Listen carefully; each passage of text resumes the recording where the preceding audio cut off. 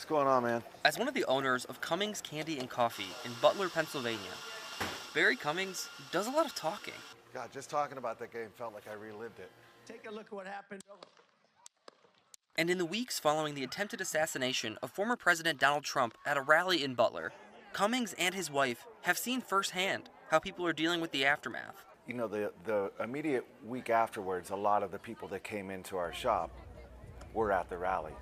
And I think they were still in shock from what they had seen, heard, smelled.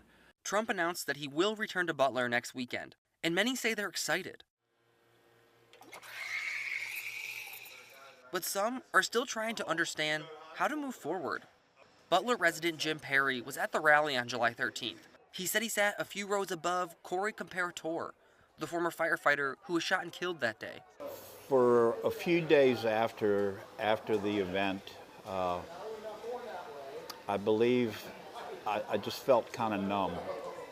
That's a feeling many residents here struggled with after the rally. People just want somebody to talk to, and they want to feel like they're not alone. And some of those PTSD symptoms can be delayed. People might not see that right away.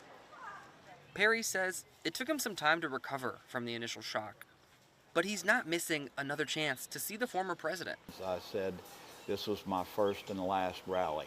I just went and got 2 tickets last night to go to the next one next weekend. Cummings, a registered Democrat, says he won't attend the rally, nor will his wife and co-owner Jennifer, who is a registered Republican. But they say one key to moving forward is to continue to have conversations with others. If we want to get past this kind of time in history, we have to learn to get along, learn to respect one another's viewpoints, and learn to accommodate the different viewpoints in both directions, for sure.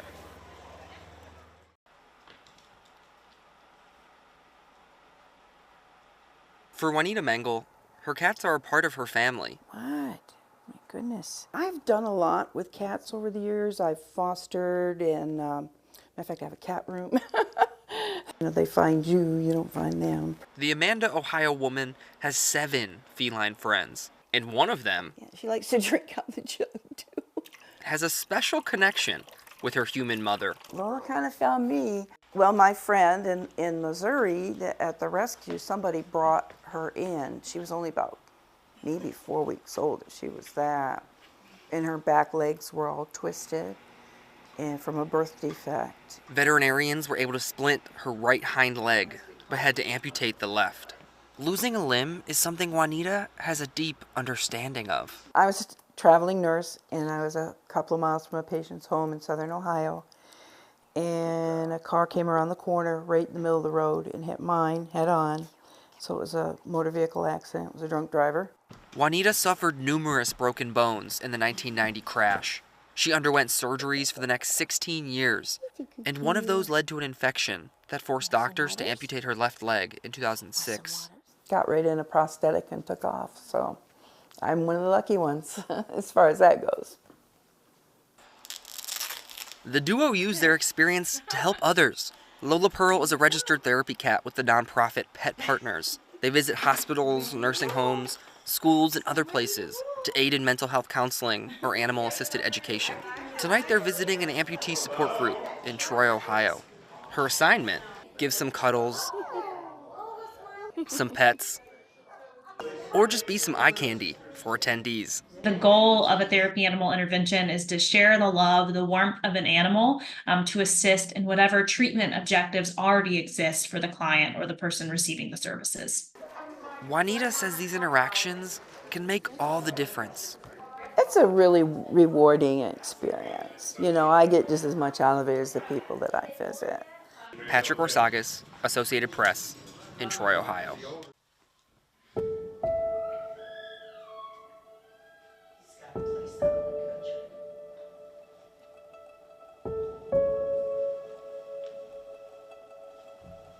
I brought her home from the hospital in it, and she brought her daughter home from it, so.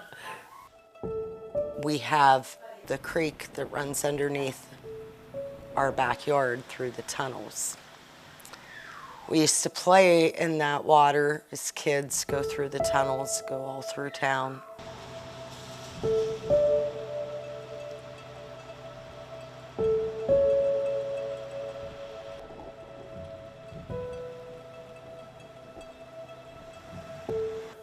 I love my family.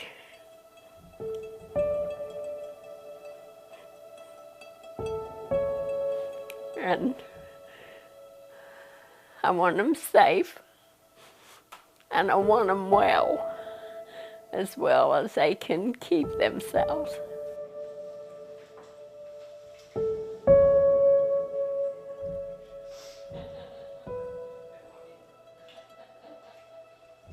Absolutely.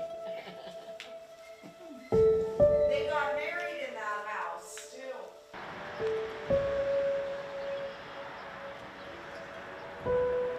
I had to just leave. They had about 10 minutes. I had to get out of there. I wandered around until came over here to North Lima and found Davis Motel. It was the only place I could, find a place to stay. I've been here ever since. Well, to it. I got clothes on, on 2 beds. I got 1 bed. I can't do my own cooking. I have to go out and do my own laundry. I have a washer and dryer at home that I can't use. I have nothing here basically. It's just a room.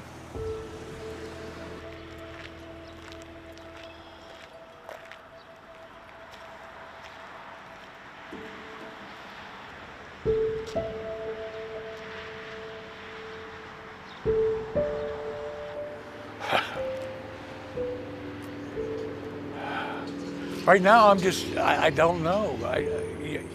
It's getting to that point that I just don't know what to think anymore, what to hope for, whether I should try to find someplace else to live and, buy all new furniture, replace everything.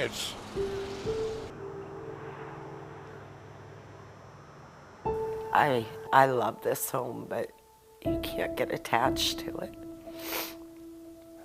I just keep thinking, where am I going to be? Is anybody even going to still be trying to help us? What's the next step? Do they just knock on the door and say, hey, you have to be out tomorrow? We'll go back if we can. Absolutely. And if we can't, I can accept that too, because I'm like Chrissy. I pray all the time, and I tell God, whatever you have for me, I can do for you.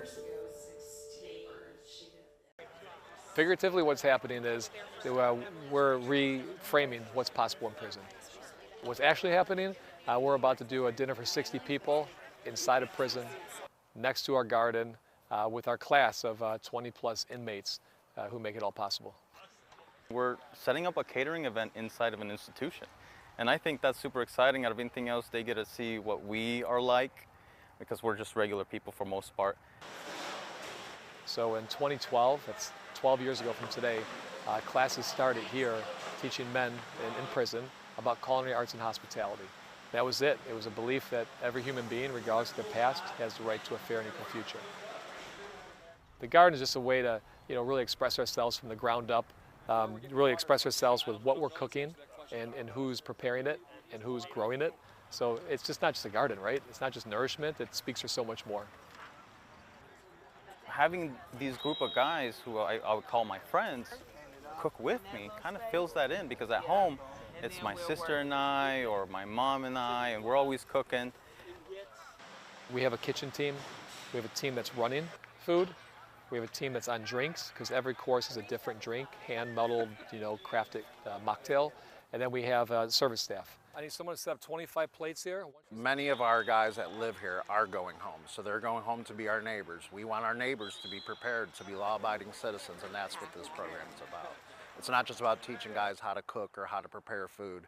This gives them re-entry level skills so that when they go home, they can be successful in that environment.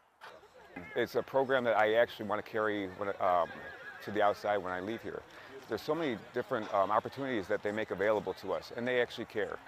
This could be the rest of my life, and they're doing this for everybody. They're not looking at me as a number, they're looking at me as a person. It's been more than 2.5 months since the Norfolk Southern train derailment in East Palestine forced residents to flee and thrust the area into a national debate over rail safety. Residents say they still feel like they're living in limbo. This pastor is facing 18 criminal charges for violating city ordinances after he opened up his church to people for shelter. In response, lawyers representing Dad's Place Church have filed a federal lawsuit against the city of Bryan, Ohio, and other officials on the grounds of religious discrimination. Residents here said they're demanding more transparency from Norfolk Southern, but Norfolk Southern did not send a representative to the gathering last night. They said it was due to mounting safety concerns to their staff.